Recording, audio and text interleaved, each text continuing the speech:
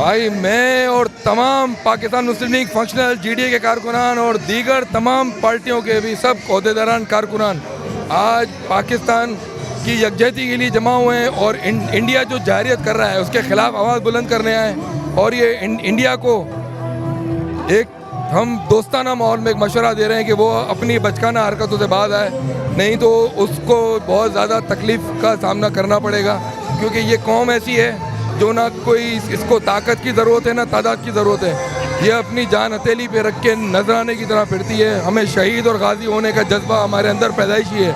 हम सिर्फ अमन शांति के पैरोकार हैं, लेकिन अगर कोई हमारे तरफ आँख उठा के देखेगा तो ये मुल्क और कौम के लोग उसकी आँख नोच लेंगे।